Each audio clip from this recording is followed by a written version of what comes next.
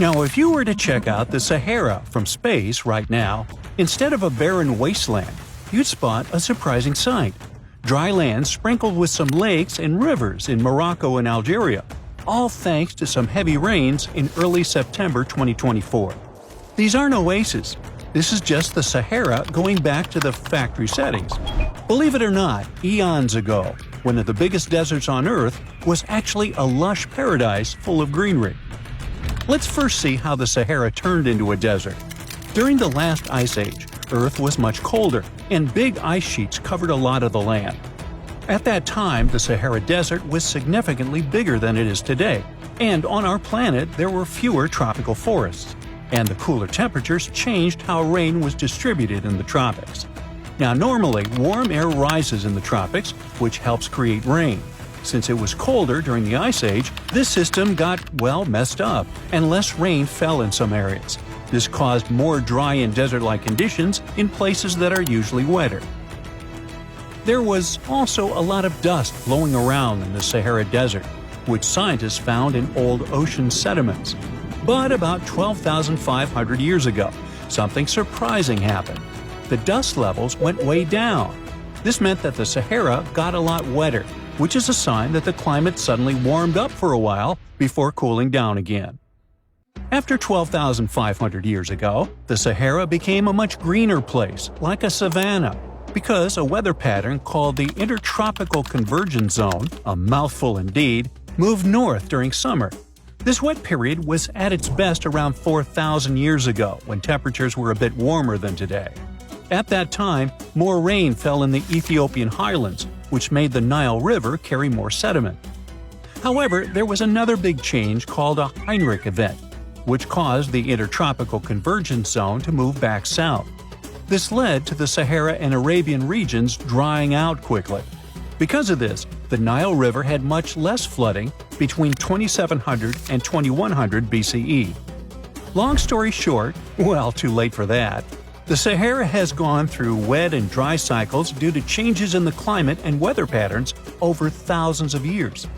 Up until recently, we've known about the Sahara in its dry era, but in September 2024, an unusual cyclone rolled through. It hit Morocco, Algeria, Tunisia, and Libya, and filled those dry lakes and rivers. The satellite images from NASA of before and after the rains are stunning. It's like the Sahara has had a makeover. Some areas in North Africa received up to 8 inches of rain. For comparison, Seattle gets about 40 inches per year, only 5 times what the Sahara received. I say only for one simple reason.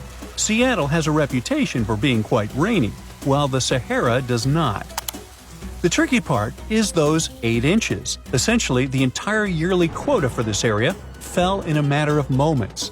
So, in a way, it might have felt rainier in the Sahara than in Seattle. The mountains funnel the water into ephemeral lakes in northern Algeria, which recently expanded to over 70 square miles and reached depths of more than 7 feet. That's enough water to sustain it for a year. So what exactly are these ephemeral lakes? Well, they're basins that fill up for a short time each year, but might stay dry for several years if the rain doesn't cooperate. Sometimes water flows into them from a small surrounding area, or it can just be good old-fashioned rain. Now, a big question arises. How come these lakes exist in the first place? Well, generally they form because there's excess water trapped on the surface. But the soil in the Sahara is incredibly dry. Shouldn't it act like a sponge? It must be thirsting for moisture. Well, think about how eagerly your potted plant drinks up water when you return home from a vacation. However, no matter how parched it is, dry soil can only absorb a limited amount of water, which is often quite small. And just like your potted plant, it doesn't necessarily drink it all. You might simply be overwatering. Or, if you check the saucer below, you could find a mini flood. Another significant factor preventing the soil from absorbing water is the lack of vegetation. Under normal conditions, trees, shrubs, and various plants help retain moisture. In the desert, however, it's nearly impossible. There may be a few palm trees, but that's about it. This also explains the formation of those temporary lakes. Precipitation that isn't held by plants accumulates in low-lying valleys and depressions, creating these fleeting bodies of water. These lakes may only last for a limited time, but that doesn't mean they shouldn't have names. For instance, the beautiful lake adorned with swaying palms that you see is called Lake Yasmina, located in the oasis town of Mersoga. In certain areas of the desert, where the dunes rise, it may appear as though you're looking at a mirage, but it's not. The sand dunes are partially covered by water. Remember how I mentioned 8 inches? Well, that's not entirely accurate for some regions.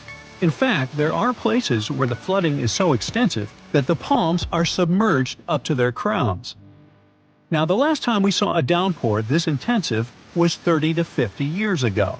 But this rain is more than welcome. After 6 consecutive years of drought, Morocco really needed it. Lakes that had been dry for decades, like Lake Ariki, are finally getting some much-needed water. A recent analysis revealed that out of the hundreds of storms that have hit the region since 2000, only 6 brought enough rain to start filling up this lake. And of those, only 2 resulted in a lake level higher than what we saw in September 2024. So while this torrential rain seems like a blessing, the big question is, will it last? The answer is yes. When humid air from near the equator meets the hot, dry air from the north, the Sahara Desert tends to get more rain. Scientists say this collision zone is shifting further north as the planet warms, and it warms, so it's likely to keep moving that way over the next couple of decades. So I seem a bit overly optimistic about this, and the truth is, the news isn't entirely positive.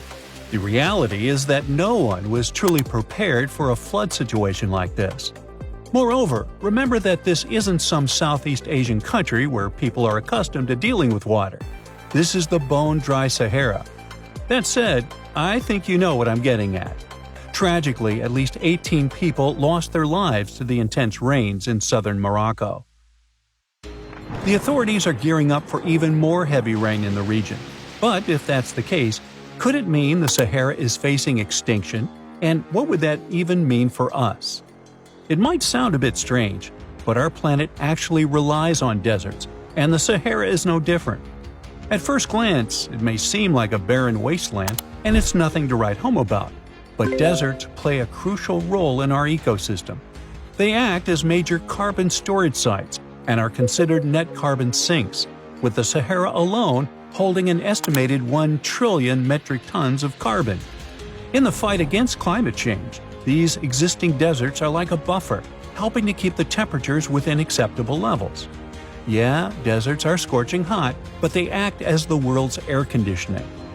Plus, desert sands are an unexpected source of nutrients for lush areas like tropical rainforests. Believe it or not, scientists have found that the sand particles from the Sahara have a hand in nurturing the Amazon rainforest. These particles travel across the Atlantic Ocean, riding the winds all the way to South America, where they enrich the soil in the Amazon basin. Without the Sahara, experts believe the Amazon rainforest could face serious collapse.